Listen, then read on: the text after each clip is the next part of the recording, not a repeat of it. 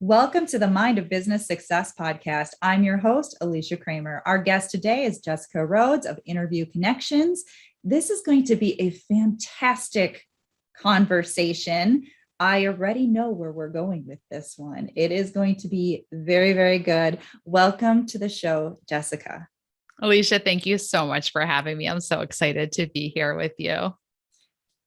Now, you originally founded Interview Connections, which I'd like to talk just a little bit about. We've had your business partner, Margie, on, and there are a lot of people that listen to this that in some cases are already clients of yours or could be clients of yours, because we know that podcasting is a really, really good marketing tool. So let's start there. Let's talk a little bit about your business.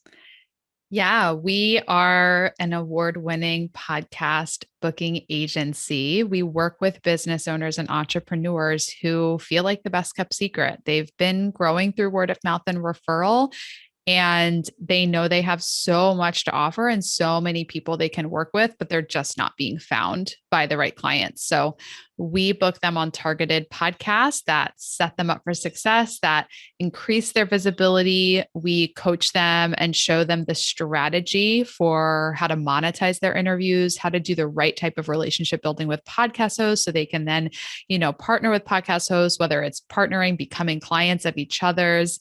And we guide them on how to take this content that is created for them and use it on their own platforms. So I'm really passionate about helping business owners use podcasting to increase their visibility and also use it to build their network of relationships. One of the things I really love about doing this show is the people that I meet. And I don't tell this story a lot, but I'm going to tell it real quick. So 10 or more years ago, I had a different podcast. And that was like sort of when podcasting was not necessarily brand new, but it certainly was not as popular as it is today. So literally the guests would call into a conference line and we'd record it that way. And I met so many great people. And I would say that some of those people I'm still connected with to this day. Many of them actually became clients of mine. And it was really a great experience. But when I rebranded, when I shifted my focus from being more of a general hypnotherapist to working more exclusively with business owners as a hypnotherapist and coach, it just didn't make sense. The branding of the podcast just didn't really fit anymore. So I decided I was going to let it go. Now, here we are 10 years later, and I'm networking with all of these great people. I'm in these different high level referral groups and masterminds and stuff like that. And I'm thinking to myself one day, I want to be able to give more value to my peers. And then I remembered podcasting. And I thought to myself, that would be a really great way for me to give value to my colleagues, have them on, showcase them, help them get some additional exposure. And it's also a great opportunity for me to network and meet other amazing business owners that, in some cases, some of them could become collaboration partners, joint venture partnerships. And so on a whim, literally, I decide, all right, let's do it. So I drafted up like this really crappy logo just to get the ball rolling, put some feelers out, and had it literally launched within 3 days. Now, since then,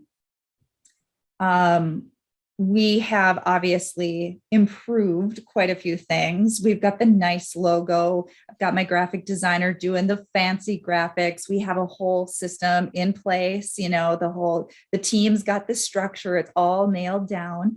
And I was really proud to say that we actually, made it into the top 10% of all podcasts globally in under a year, which, I think for being on a whim, it's pretty cool. And I love podcasts. I love being on podcasts, and I love having people on my podcast because we can be so raw, so real. It's so uncensored in so many respects, where we can just talk about like the real deal of being a business owner and what is business growth actually, behind the smoke and mirrors, when we don't just put off, the nice facade. What does it really take to be a successful business owner? And that's where I want to go with you now, Yes. because I know a little bit of your story, and I know, what you have gone through, and I want to talk about that because I think that a lot of people are going to resonate with that. Thank you so much. And I love everything you shared. I was kind of, smiling and nodding along when you talked about the conference call line. Cause when I first started Interview Connections 9 years ago, and I was booking guests on my dad, Jim Palmer's podcast, he was, his guests would call into instant teleseminar. And then when they got on, he would play, and it would just like play the intro to this.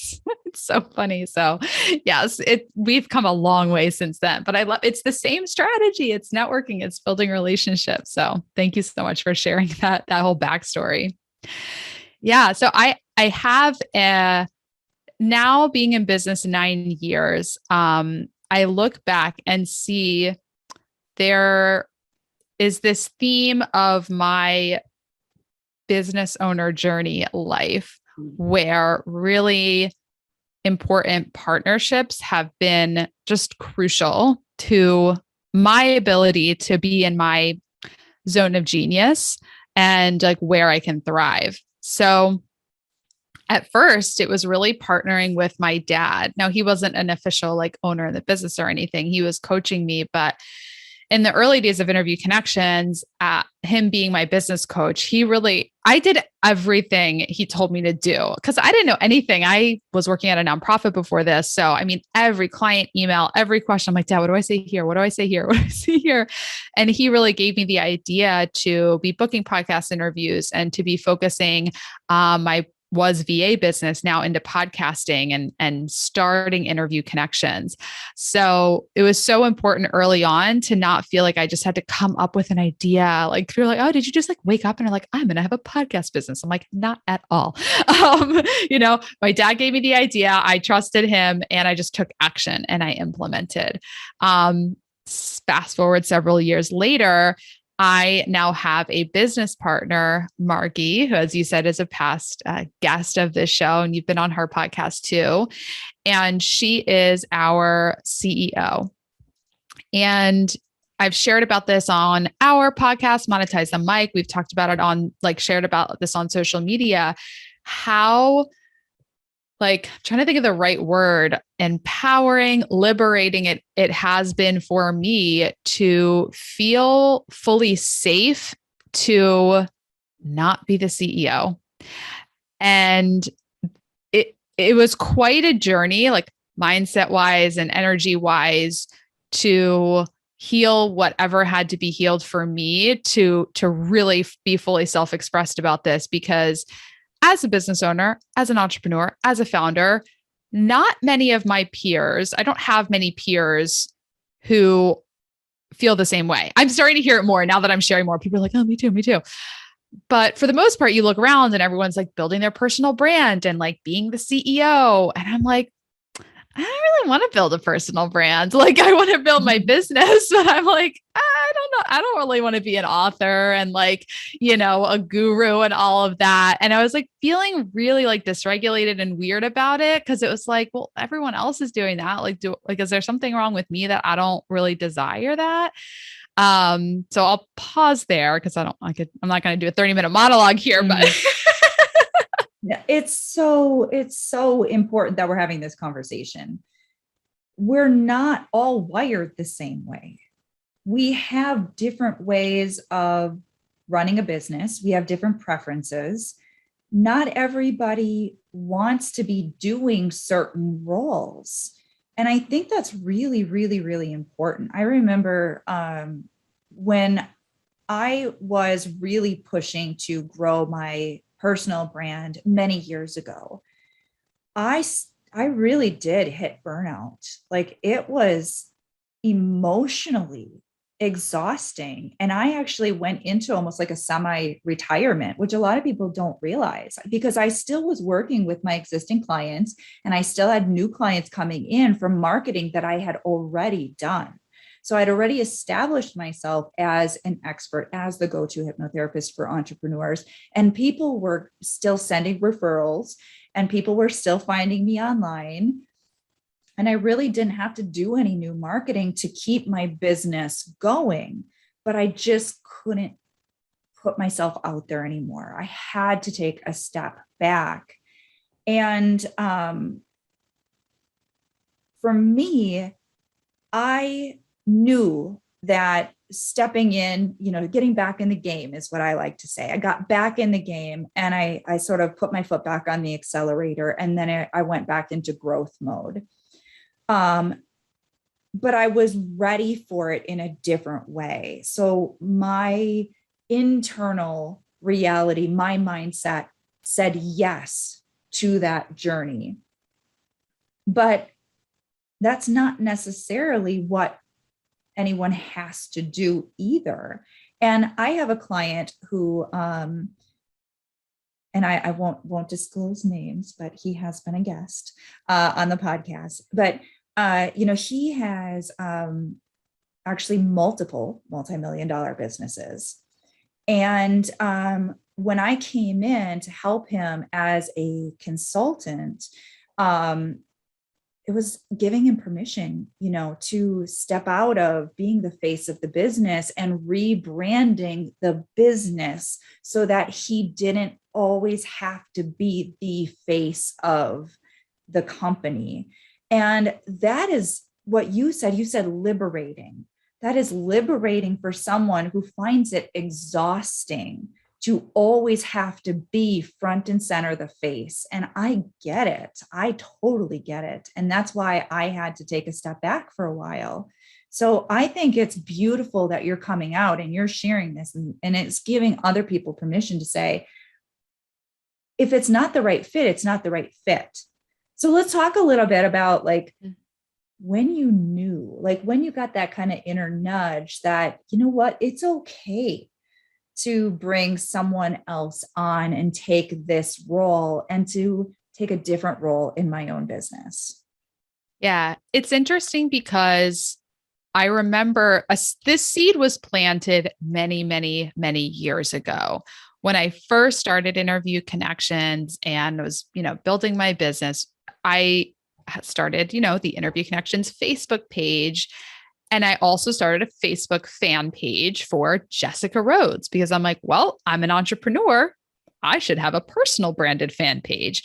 And I remember when I deleted that page because I was like, I just was like, I'm not trying to build my personal brand and Interview Connections. Like my focus is on Interview Connections. My focus is on building this business.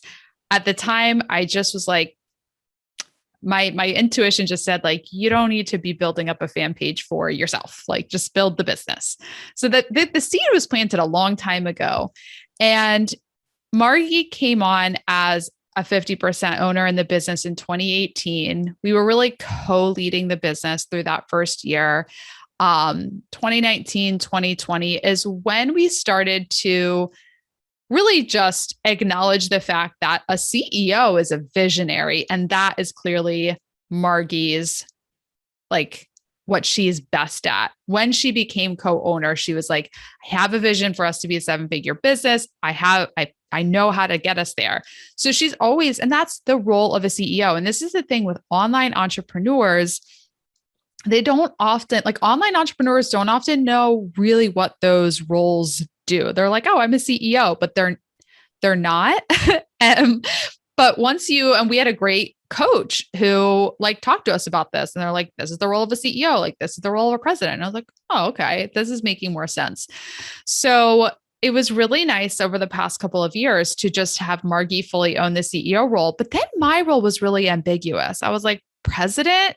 but I was like, I'm not really the president, and it was like COO. And I'm like, I don't think I'm a COO because now I'm pulled in a million different directions. And this is not, I was like getting really burnt out because I was like helping to lead the team, but I was also doing the sales and I was also doing the marketing. And I was like, this is COO. I don't want this job. Like, this is exhausting me.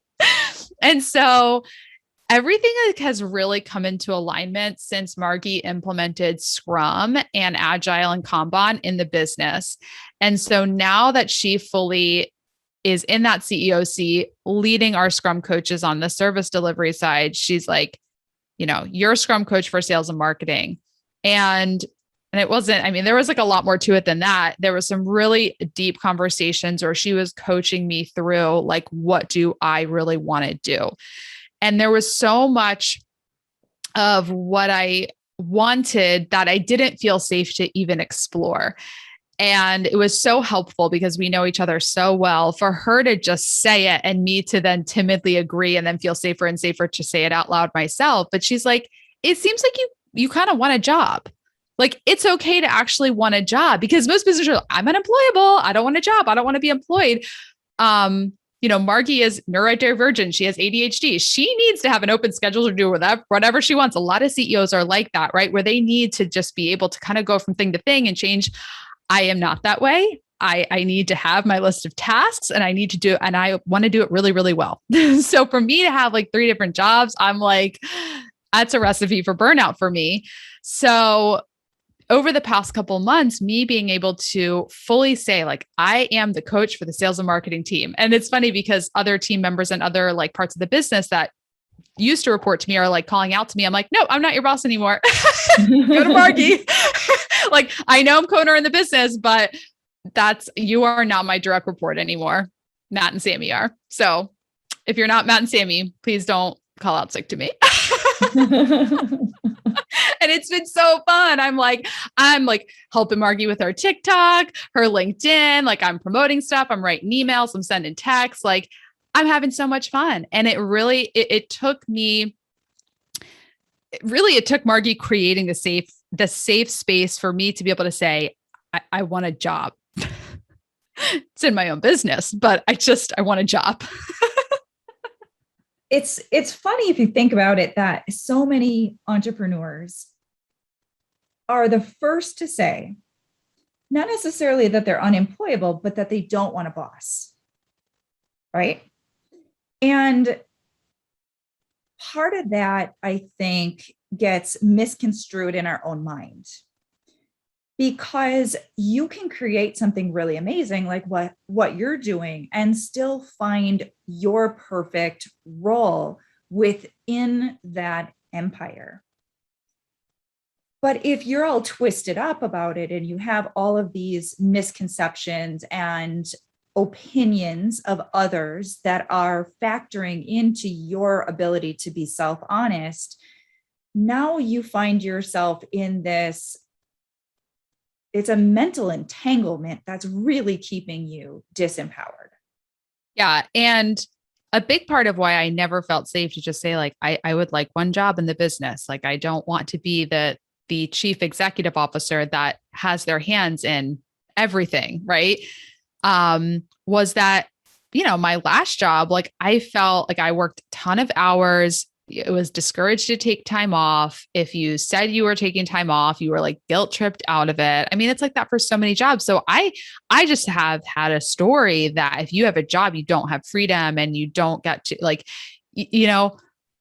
and there's other possibilities. Like, there is the possibility of actually having a job and also feeling free and also making a ton of money. And that's really our vision for what we're creating at Interview Connections, is to, have amazing employees. And we have such an amazing team that, they're able to meet all their financial goals and have the freedom and all of that. Because, and I think this is also really common for like coaches and, people that are really specialized in their practice, then they build a business and they're like, but I don't want to do all the business owner stuff. They're like, I want to work with my clients. And that's like, kind of like me. I'm like, I got to a point where I'm like, oh, I don't know if I want to do all the business owner stuff. I want to like podcast and put out videos and like coach my clients on podcast guesting and like business growth. Right. But like managing the profit first spreadsheet and doing all the stuff, I'm like, that's not for me. So it's really nice to, to be able to bring in people that can help you with the stuff that you're not good at, because just because you founded the business doesn't mean you're now handcuffed to the parts of the business that you don't want to do. Like there are other possibilities. It's not all or nothing. Yeah, I love that. We hear about delegating, and I think that's sort of the default that people go to is, oh, if I don't like this thing, then I just need to delegate it. And there's a sort of an internal power struggle sometimes with that as well. But when we're looking at what your real gifts and talents are, this is a mindset thing that people really need to be honest with themselves about. If you're doing something in your business and it feels like drudgery, you are miserable, you're unhappy, it's hard, you're probably not that great at it, you're not doing yourself, your clients, your customers any favors by being a miserable, unproductive, crappy, part of your own business. Now, when we're talking about delegating, a lot of people are tripped up on trusting other people, or it's a financial thing, right? I can't afford it. But as you are growing, like what you guys did, where there was sort of that transitionary period where it still was a little awkward and you still were doing some of the stuff that maybe you didn't entirely enjoy doing, but you were working towards the common goal, even if you weren't entirely clear on what that goal was, right? At the time, you were working towards building up the business so that you could delegate things off appropriately. And now you're seeing the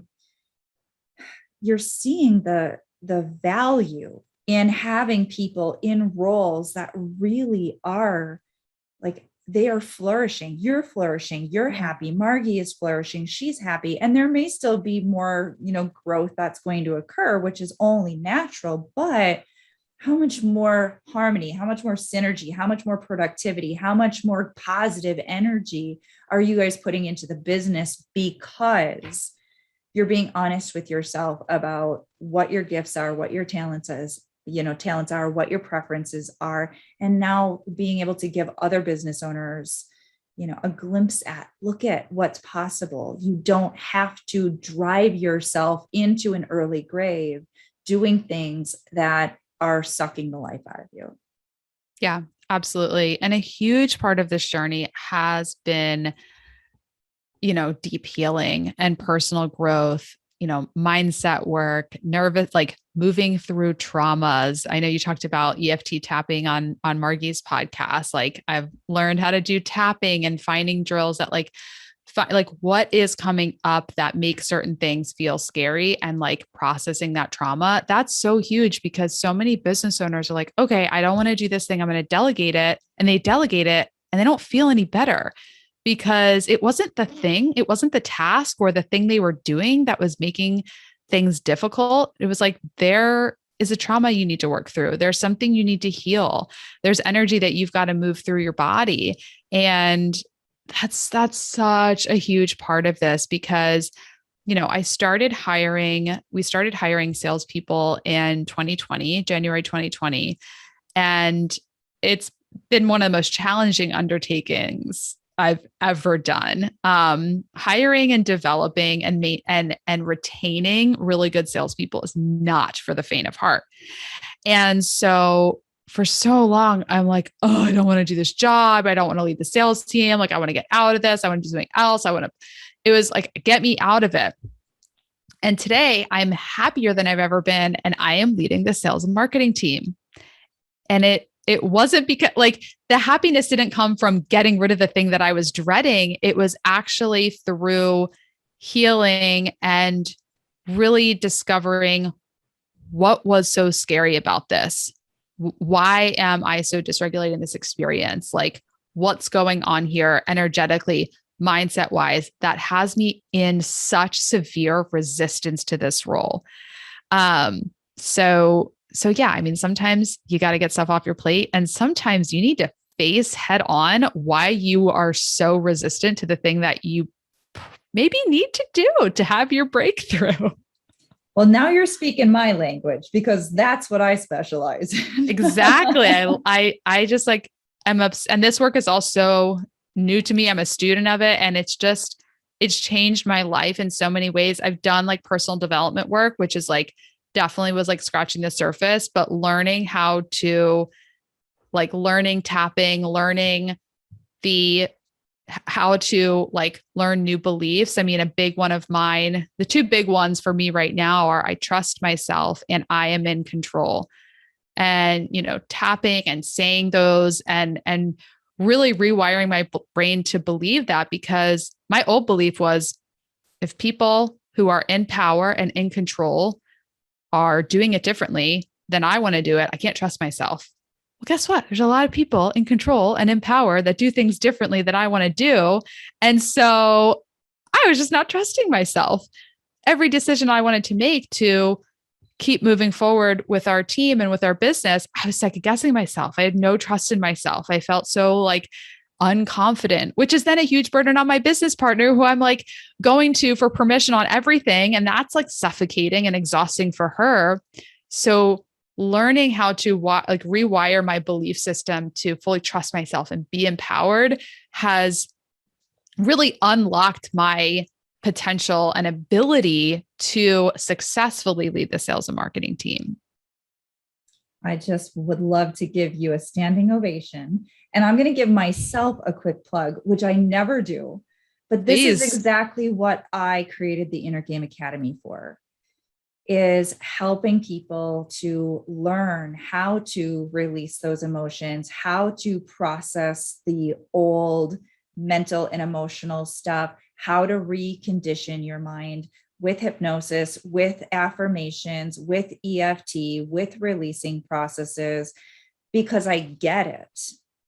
And I know that these are the things that we have to do to get out of wherever we're stuck and to those next levels. And it's not a one-time quick fix. This is an ongoing journey. Yeah, I love that. And I love that you help people with this, because what I've learned is everyone has traumas. Some of them are really big and some of them are small and were made in your own mind.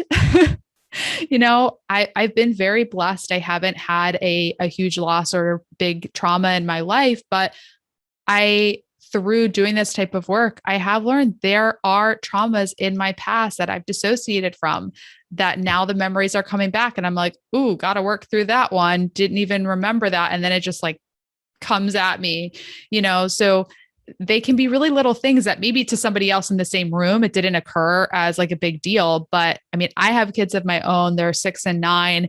And I mean, all the time I said something that was harmless, but they took it really, I'm like, oh, they're going to be working through that in 20 years. It's so true. It's so true. It's just part of the human experience. And that's what we have to sort of demystify is when we are going through life, if something emotionally triggers us, someone hurts our feelings, we are now in a heightened state of suggestibility.